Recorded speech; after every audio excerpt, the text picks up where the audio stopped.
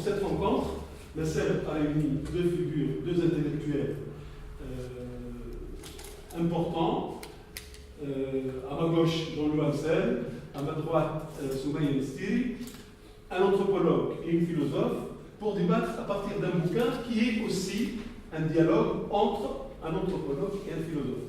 Je ne suis pas pour autant que Soumaïa va prendre le témoin de Souleymane Bachir Diagne, je ne crois pas, et elle surprisera certainement ce rôle. Mais en tout cas, il y a une sorte de mise en abîme, un dialogue sur un dialogue qui sera certainement très enrichissant pour notre débat.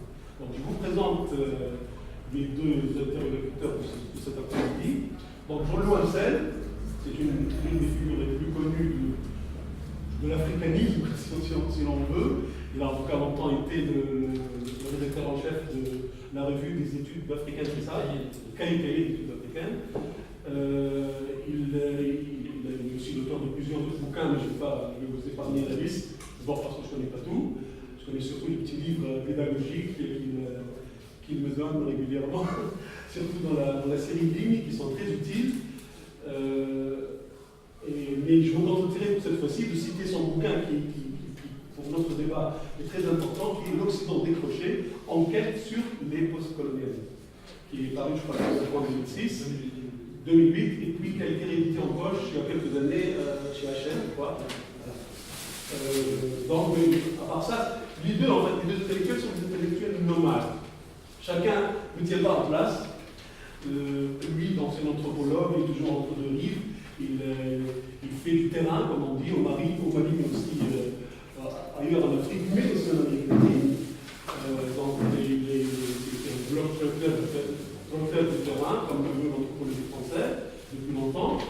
Mais pas uniquement, parce qu'il s'intéresse aussi au débat franco-français et à ses prolongements. Il écrit sur des questions relatives qui n'ont pas, ou qui ont des liens pas forcément immédiats avec son terrain, qui est la question de l'immigration, la question de l'islam en France, même s'il est très peu lu par les décideurs, mais enfin, il est l'un de ceux qui font l'apport les plus fréquents à ces problématiques. Donc, c'est aussi un militant, à sa manière. Ses écrits ne sont pas... Dans ses écrits, il y a toujours le souci d'écrire utile, si j'ose dire, d'écrire pour informer des combats et des luttes, parce que l'horizon de toute sa carrière universitaire, comme de son itinéraire d'intellectuel, c'est toujours l'égalité sociale et la cause des opprimés partout dans le monde. Voilà, même si je prends en mot là comme ça, mais ça correspond à une réalité de part. Soumaïa, de son côté aussi, et un peu de fond du monde à sa manière, parce qu'elle a commencé l'étude d'une thèse de Rawls, si je crois bien. Elle en a sorti 2 bouquins, mais après, elle a dérivé dans d'autres terrains, et aussi vers d'autres disciplines. Elle a commencé à traduire des figures de la philosophie musulmane, et puis à s'intéresser au féminisme, à l'avancée décoloniale, et elle en a sorti un bouquin qui est très important, lu aussi, mais qui vaut la peine du tour. Je crois que Nasser en a déjà parlé, a consacré une rencontre à ce bouquin, et qui est Décoloniser le féminisme, qui est sorti chez Brun en 2007.